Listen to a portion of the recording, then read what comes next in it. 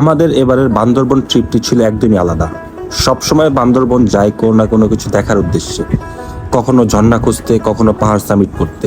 কিন্তু এবার কোনো গন্তব্য ছিল না, ছিল শুধু একটা উদ্দেশ্য, পাহাড়ে পাহাড়ে ঘুরে বেড়ানো আর পাড়ায় পাড়ায় থেকে পাহাড়িদের সাথে সময় কাটানো। আর আজকের ভিডিওতে আমি আপনাদেরকে দেখাবো আমাদের এই 7 দিনের বান্দরবন ট্রিপের প্রথম দিন আমরা কি করলাম এবং কোন পাড়ায় থাকলাম। ট্রেডিশনাল ট্যুরিজম নয়, এবার চেয়েছিলাম বাস্তব পাহাড়ি জীবন ছুঁয়ে দেখতে।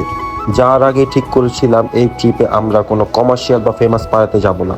আমাদের গন্তব্যই ছিল এমন কয়েকটি জায়গায় যেখানে এখনো পর্যটকদের পা তেমন একটা পড়েনি। আমাদের যাত্রা শুরু হয় আলীকদম উপজেলার পানবাজার থেকে। একটি বাইক ভাড়া করে পাহাড়ের দিকে যাই। প্রথমে সবকিছু ঠিকঠাক, কিছু দূর যাওয়ার পর হঠাৎ বাইকের রাস্তা শেষ, আর সেখান থেকে শুরু হয় আমাদের ট্রেকিং অভিযান। ঝিরিপথ, পাহাড়ে পায়ে চলা রাস্তা, ঝুম খেতে বৃষ্টির ঝরঝর শব্দ, আর আমরা ভিজতে ভিজতে এগিয়ে চলেছি। এই পথে নাই কোনো সরগম, নেই কোনো শহরে তাড়াহুড়া, শুধু প্রকৃতি, কাদা, বৃষ্টি আর আমাদের নিঃশ্বাস ফেলার শব্দ। অনেকটা পথ পাড়ি দিয়ে শেষমেশ পৌঁছাই আমরা রূপম পাড়াতে। খুব সুন্দর একটি পাড়া। এই পাড়াতে মাত্র 60টি পরিবার বসবাস করে। পাড়াতে পৌঁছে প্রথম আমরা কারবারের সাথে কথা বলতে চাই পাড়ায় থাকার অনুমতি চাওয়ার জন্য।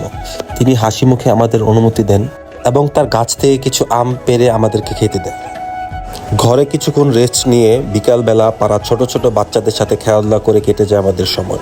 ওদের নিষ্পাপ হাসি খুশির চেহারা, এটাই যেন পাহাড়ি জীবনের আসল রং।